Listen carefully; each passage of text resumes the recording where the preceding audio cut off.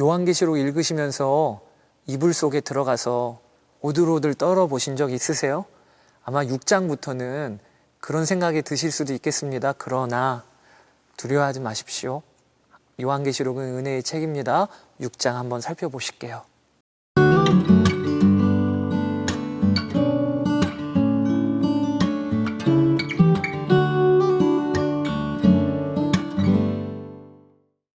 요한계시록은 두 번째 환상 4장에서 16장에 제일 많은 부분입니다. 그런데 어떻게 구성되어 있다 말씀을 드렸죠. 4장과 5장 하늘에서 펼쳐진 예배 환상과 함께 3번에 걸친 7가지 심판으로 이어져 있다고 말씀을 드렸습니다.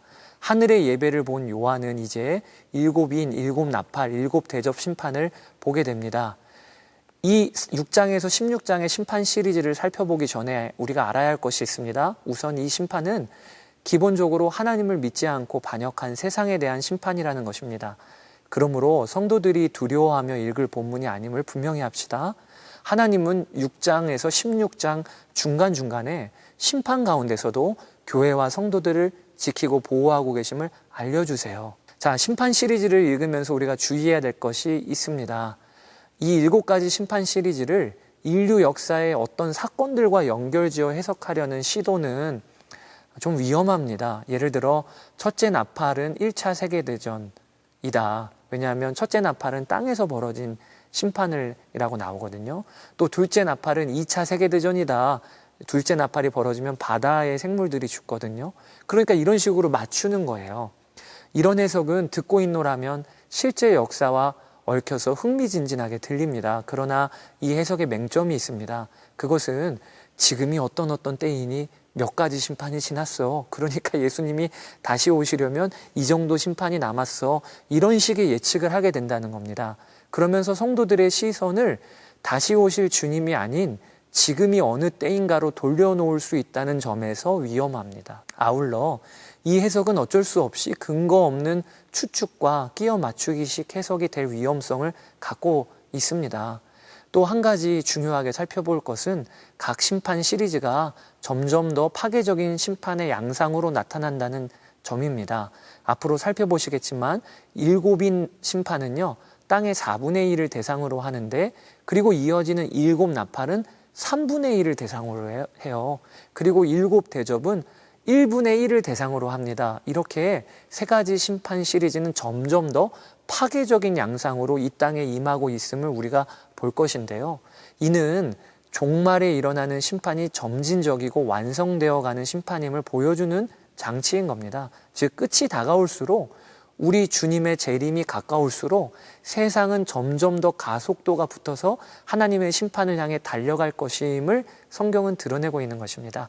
요한은 6장에서 환상 가운데 어린 양이 7 봉인을 하나씩 떼시는 것을 봅니다. 그때마다 하나님의 보좌를 호위하는 4 생물 가운데 하나가 우리 같은 소리로 오너라 라고 외칩니다. 그러면 각각 다른 색의 말을 탄 자들이 등장하여 세상에 무서운 심판이 임합니다. 이것이 4째 인이 떼어질 때까지 벌어지는 일입니다. 각각의 내용과 의미는 이렇습니다. 첫 번째, 인이 떨어질 때 흰말을 탄 사람이 등장합니다. 흰말은 전쟁에서 이기는 개선장군이 타는 말인데요. 그 위에 있는 사람은 지금 활을 가지고 면류관을 쓰고 있습니다. 겉보기에는 멋있지요. 어떤 이들은 이 흰말과 면류관을 근거로 해서 첫 번째 등장하는 말 탄 사람이 예수님을 의미한다고 해석합니다.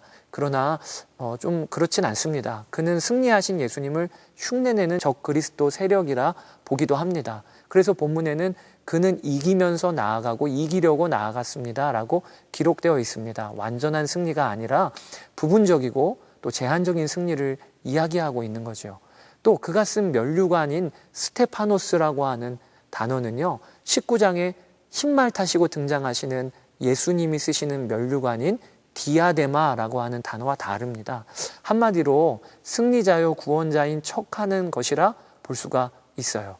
이 흰말이 무엇을 의미하는지에 대해서는 여러 해석이 있습니다. 보통은 국가 간의 전쟁 혹은 세상에 일어나는 대제국들 혹은 거짓으로 세상을 미혹하는 자 등으로 해석을 합니다. 본문에서는 그의 구체적인 행동이 드러나지는 않고 있기에 위에 어떤 해석이라도 다 타당합니다. 그러나 그 어떤 해석이라도 흰 말을 탄 자가 정복욕에 사로잡힌 자인 것만은 동일합니다. 둘째 인이 떨어지자 이번에는 붉은색 말, 세 번역에는 불빛과 같은 말이 등장하고요.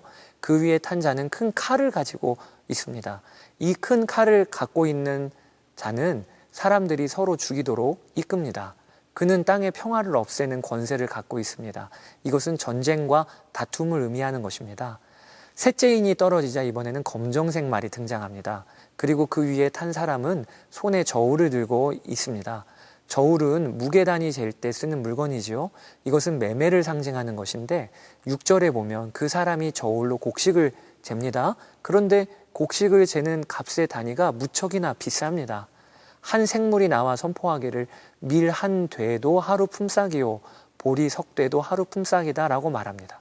성경학자들은 요한계시록 당시에 건장한 남성의 하루 품삯인 한 데나리온이면 밀 8대를 살 수 있고 보리는 48대를 살 수 있었던 시기였다고 합니다.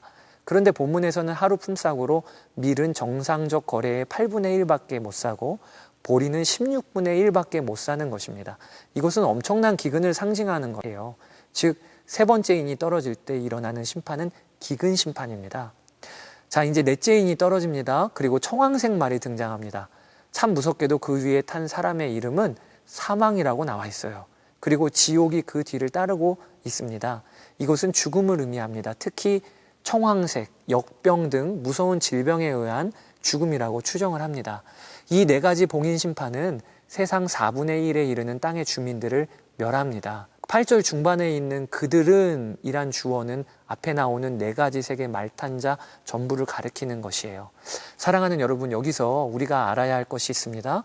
그것이 이 네 가지 심판은 인류 역사에 항상 동시적으로 일어나고 있었던 재앙이라는 것입니다.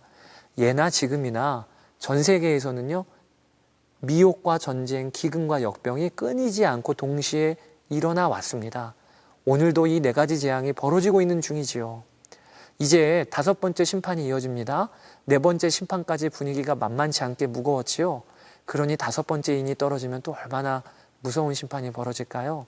그런데 5번째 인이 떨어지고 나서 우리가 보게 되는 것이요, 참 의아한 장면이에요. 5째 인이 떨어지니까 연이은 심판이 벌어지지 않고 뜻밖의 한 장면이 등장하는데 그것이 순교자들의 기도가 등장하는 것입니다.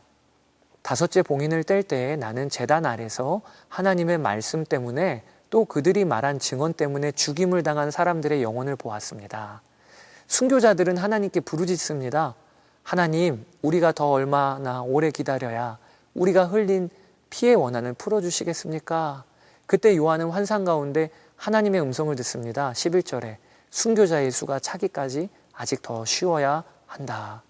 여러분, 이것이 참 의아한 장면입니다. 4번째 인까지 세상에 심판이 임하고 있었는데 갑자기 5번째 인이 떨어지니 순교자의 기도가 나오다니요. 이거 무엇을 의미할까요? 세상은 지금 심판받으며 끝을 향해 가고 있습니다. 종말의 시간표가 마지막 시간을 향해 움직이고 있습니다. 그런데 그 종말의 시간표는 사실 말탄 자들, 즉 미혹, 전쟁, 기근, 또 죽음에 의해서 움직이지 않는다는 것입니다. 무서운 세상 권력이나 자연재해가 세상을 움직이는 것이 아니라 대신 순교자들이 그 주도권을 갖고 있다는 것입니다. 여기 순교자들은 성도와 교회를 의미하는 것입니다. 성경에 증인과 순교자는요, 어원이 같습니다. 즉 성도와 교회의 기도와 부르짖음이 종말의 시간을 돌리는 원동력이라는 거예요.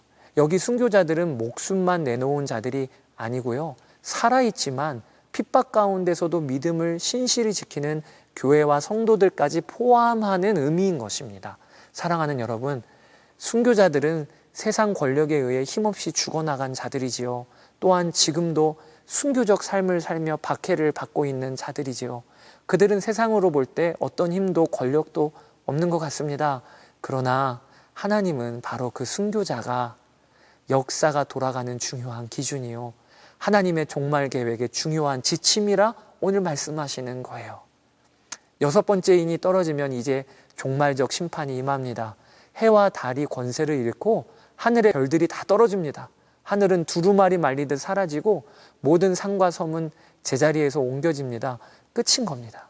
이 6번째 봉인 심판이 얼마나 무서우면 모든 왕, 고관, 장군, 부자, 세도가들이 동굴과 산의 바위들 틈에 숨어 벌벌 떱니다. 아니, 그렇게 힘이 있던 자들이 말입니다. 16절에 그들이 하는 말을 들어보세요. 산들아, 바위야, 우리 위에 떨어져 보좌에 앉으신 분의 얼굴과 어린 양의 진노로부터 우리를 숨겨다오. 사랑하는 여러분, 이 절규를 읽으며 우리가 알게 되는 것이 있습니다. 그것은 마지막 심판이 무서운 것은요, 해와 달과 별이 떨어졌기 때문이 아니라는 겁니다.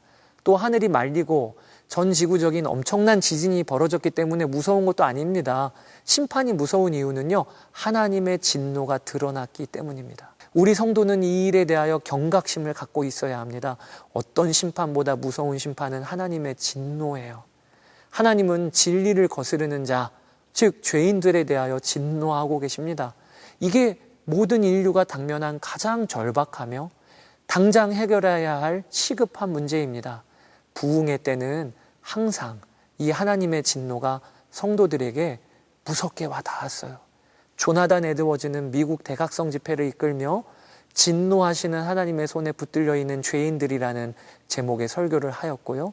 그것이 믿는 성도들에게 엄청난 회개를 일으켰지요. 하나님의 진노 앞에 있는 내 모습이 말씀 가운데 드러나니 그게 정말 나에게 가장 큰 문제임을 알게 된 겁니다. 하나님의 진노는 산들과 바위로 가릴 수 없습니다. 그것은 오직 예수 그리스도로 가려야 가릴 수 있습니다. 주님이 나를 덮어주시고 내가 주님 안에 피하여만 하나님의 진노로부터 피할 수 있는 겁니다. 그러므로 성도 여러분, 예수 그리스도께 오늘도 피하십시오. 그분을 의지하며 살아가십시오. 그게 마지막 때를 사는 우리의 핵심 전략입니다. 여러분, 14만 4천 궁금하시죠? 정말 신천지의 말처럼 정해진 숫자 몇 명만 들어갈 수 있는 게 천국일까요? 오늘 7장을 통해 확인하시죠.